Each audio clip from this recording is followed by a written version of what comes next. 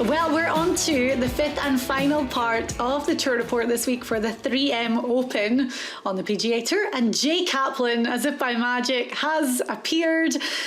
And, well, he's going to give us his wisdom and picks for the week. Mind you, dude, you need to step it up a little bit. Things have not been going well in your camp.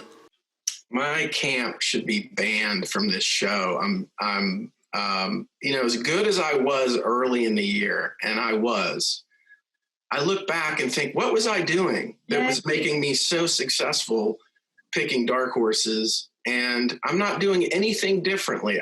Sometimes you look at the chart and you're like, it's so crystal clear, Diane.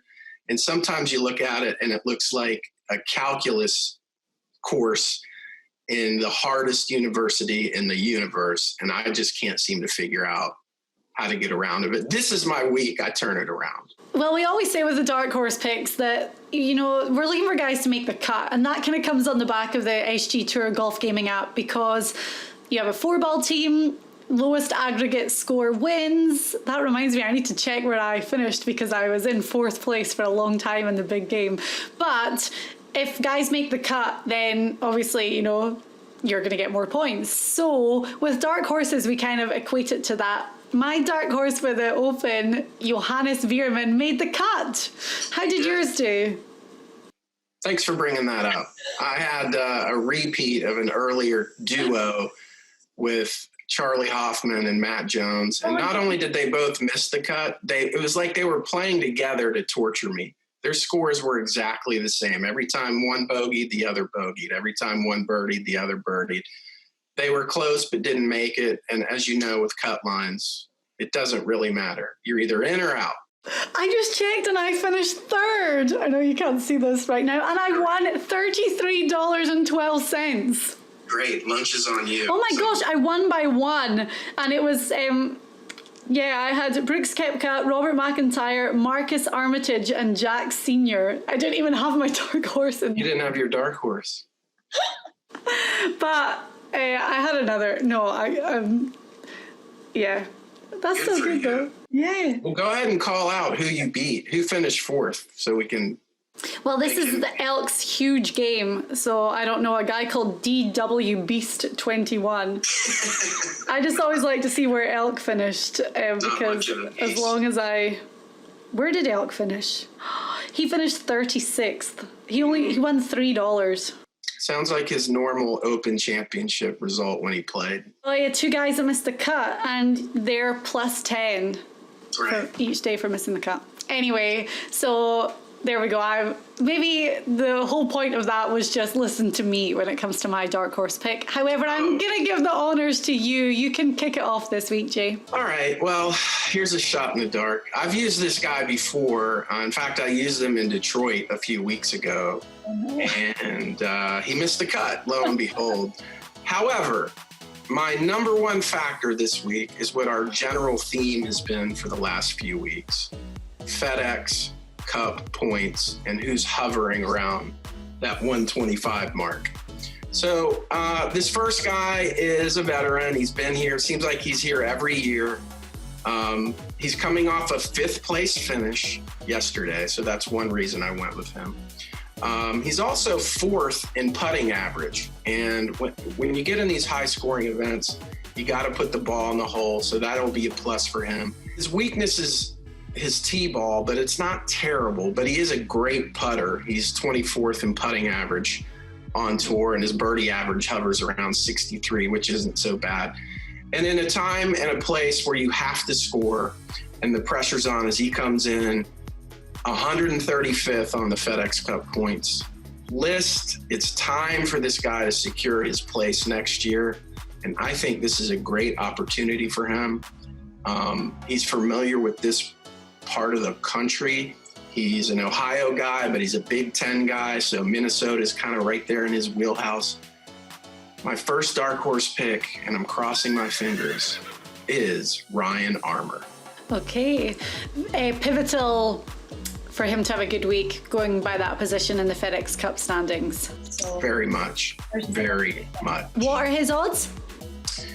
Mr. Armour is 125-1, which I like. That's a good value for a guy like him who does have something significant on the line. Well, we always say dark horses have to be over 100-1, and my guy is bang on the number this week. Oh, thank goodness. 100-1.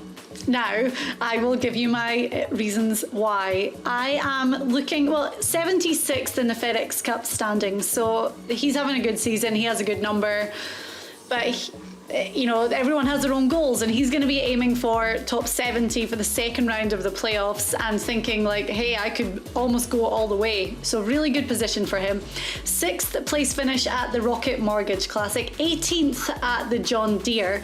So I'm looking at results, but also this guy hits it a mile. He's 11th on the whole PGA Tour in driving distance. And with 72 bunkers around TPC Twin Cities, I looked at SandSave stats and he's 15th on the PGA Tour. So I think good play combined with those numbers and the fact he is having a good season overall. Brandon Hagy at 100-1 is my dark horse pick this week. Well, you always come prepared and you lay out your case for why each guy. And the fact of the matter is, you've been hot with your dark horse pick, so I don't know why anybody would go away from that.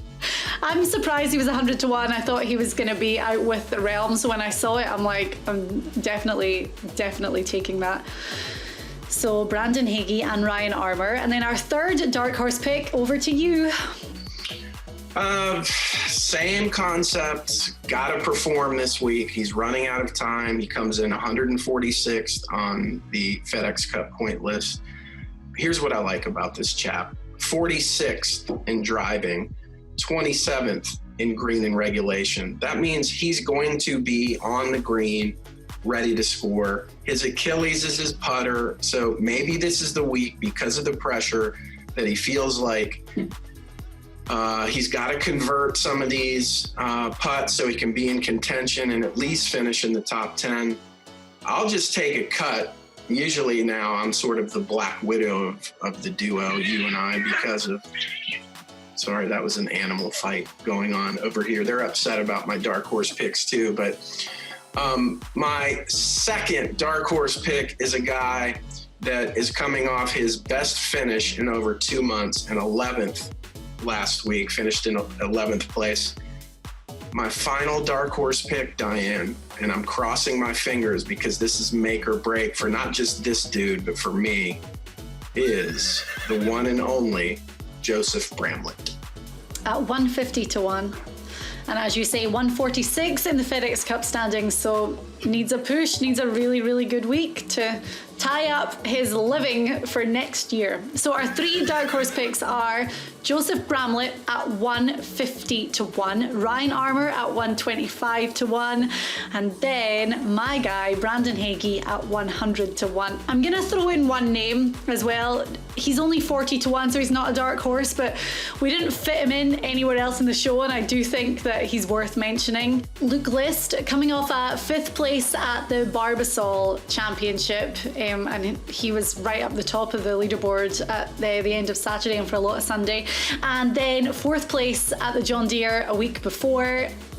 As we've said, it's a kind of stretch of slightly easier courses by PGA Tour standards, and he's playing great right now. So 40-1, there's maybe something in Luke List this week for the 3M Open.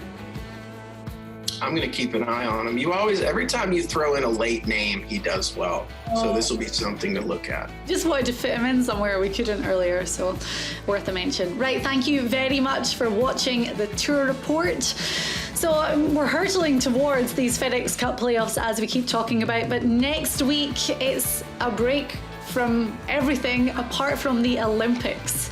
We're still going to do a show, and we're really going to talk about the teams that are going to be competing over in Tokyo. It's going to be exciting. Justin Rose will not be there to defend his gold medal, but we will have to talk about some really big names that have made that trip to the other side of the world.